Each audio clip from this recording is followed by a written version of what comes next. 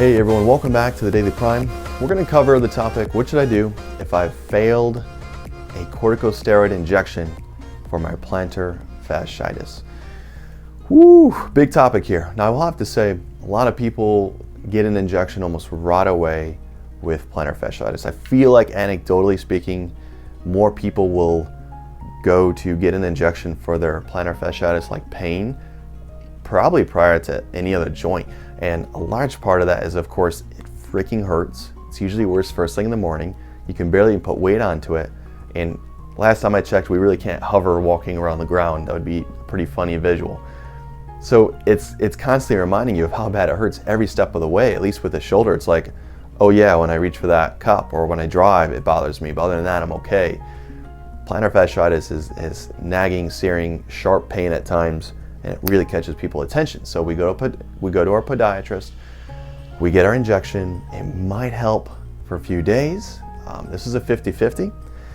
Sometimes it's, for those who are luckier, it might last for a few weeks or heck even months. But then what?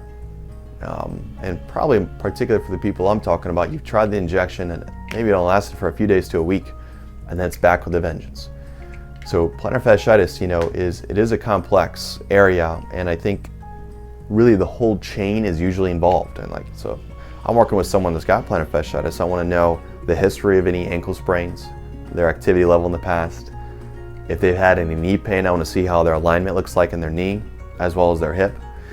And a lot of times people are all of a sudden trying to go off the couch and walking a ridiculous amount, and that's where the problem is with actually our apps and some of these pedometers on our phones that actually calculate how many steps we've taken, because there's competitions, but people go from the couch to trying to do something crazy, 20,000 steps a day or whatever it is, and a lot of times your fascia just simply can't handle that.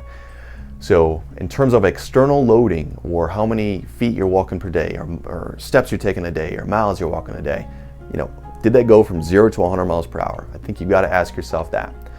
Secondarily, I think you have to be reflective of what the entire chain's doing. Maybe you've got just poor alignment in that entire leg. Maybe that leg's always been weaker. Maybe you've always had problems with that leg, and now the fascia is just the part that is actually causing the pain.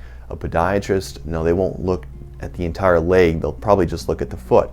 So you've got to really be considerate of that. And then really, you've got to consider the tissue quality around the fascia. So I'm speaking of to the back of the calf, to even the muscles on the inside or the outside of the shin. And fascia, believe it or not, should have a quality component to it. So the fascia itself should still feel pretty smooth. It shouldn't have bumps and grinds, and like I find a lot of times when people do have plantar fasciitis. So a lot of times I am getting in there and trying to loosen that up. I'm sure if you even Googled it, you could find different kind of rolling techniques. I'm sure you might have even tried the ice bottle of water and rolling it on that, or a tennis ball. But I'm talking about something much more deeper than that, and much more focal in terms of its approach than that. Those are just kind of general broadband ways of loosening it up. But I often find it's usually a smaller area that you may not be able to find on your own that I can find when I get in there. It's like, oh, this is your spot. And you guys are usually going, yep, that's it. But you know that you need to loosen that up too. So I would say consider all those options. Really find a movement specialist that considers the entire extremity, the entire leg, the external loading. So amount of how much you're walking on it every day, your previous athletic history. This is one of those where weight can play a role. So if you're significantly overweight, you're putting more poundage through that too. And I'm sure you already know you're trying to lose the weight. And that's half the reason you started walking. And sometimes that can lead to a frustrating cascade. But just like last point too to remember, fasciitis, this is one of those confusing suffixes where itis isn't actually true.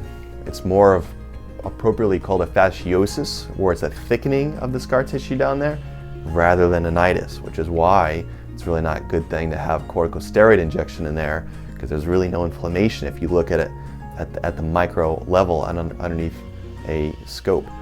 So take that into consideration too. And lastly, it does have to be strong tissue.